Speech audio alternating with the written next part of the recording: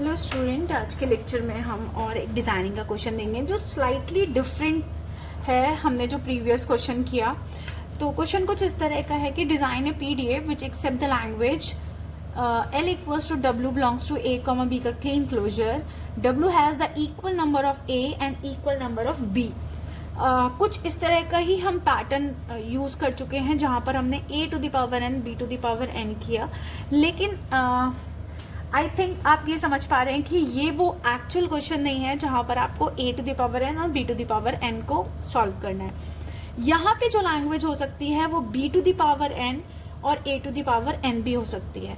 यहाँ पर फिक्स था कि always A followed by B, लेकिन यहाँ पर जो इन्होंने क्वेश्चन दिया है वो किसी भी पोजीशन पर आपको A और B मिल सकते हैं।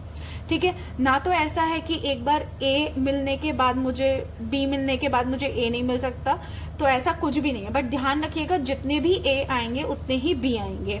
ठीक है, अब मेरे B किस और A किसी की भी पोजीशन पर हो सकते हैं, जैसे ये भी हो सकता है कि A आ गया फिर B आ गया फिर A के साथ B आ गया।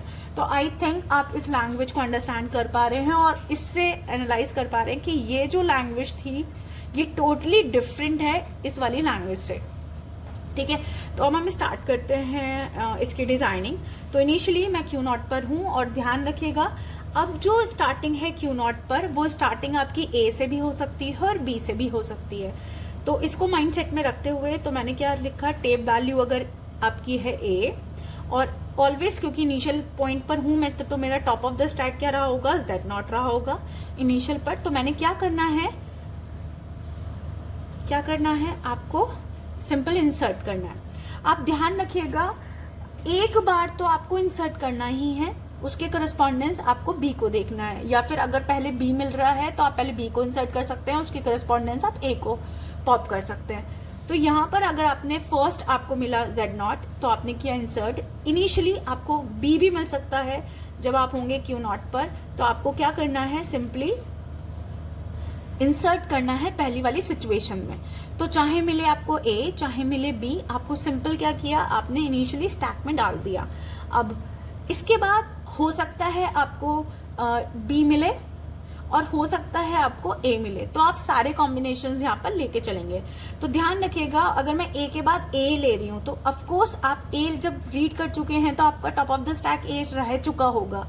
तो आपको अगर मिलता A, ठीक है, तो ध्यान रखिएगा टॉप ऑफ द स्टैक क्या रहा होगा A, क्योंकि A तो यहाँ पे इंसर्ट करा के आया, इस वाले A पे तभी तो पहुंचे होंगे जब आपने A को इंसर्ट कर दिया होगा।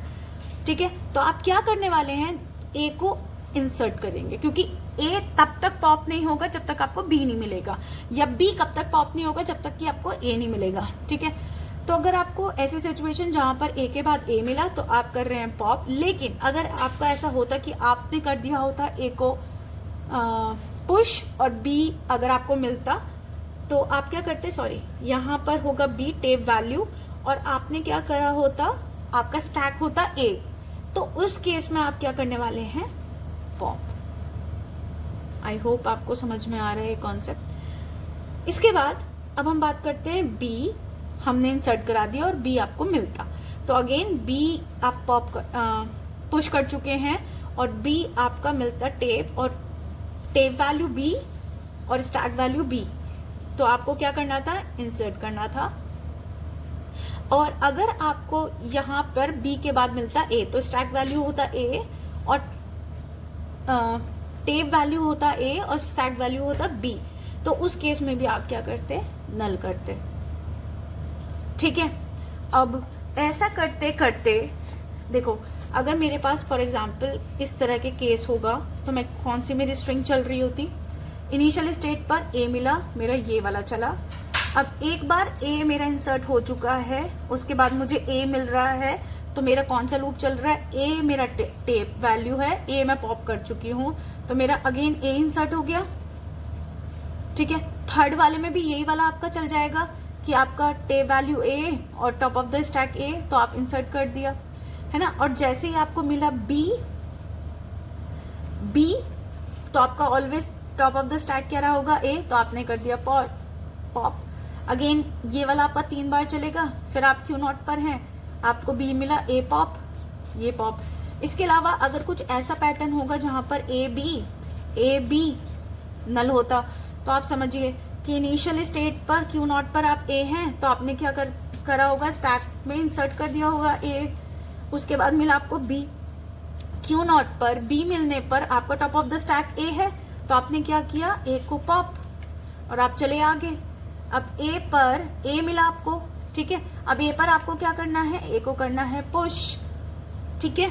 तो आपने क्या करा, जब आपका टॉप ऑफ द स्टैक आपको मिला ए, आपको मिला ए, आपको मिला ए, ये इनिशियल स्टेट हो गई आपकी, अच्छा है ना, और आपको मिला जेड नॉट, ठीक है, तो आपने अगेन ए को इंसर्ट कर दिया और उसके करस्पॉन्डेंस बी आपको मिला तो आपने पॉप कर दिया, तो ये वाला केस भी हो गया। अच्छा, इसके अलावा हम वो वाला केस भी देख लेते हैं कि पहले मुझे बी मिलता और उसके बाद मुझे ए मिलता। तो सबसे पहले मैंने ए, मुझे मिला बी, तो आपने जेड नॉट, आपका स्टैक इनिशियली क्या रहा होगा, जेड नॉट, तो आपने क्या किया, इसको पुश कर दिया बी को, ठीक है।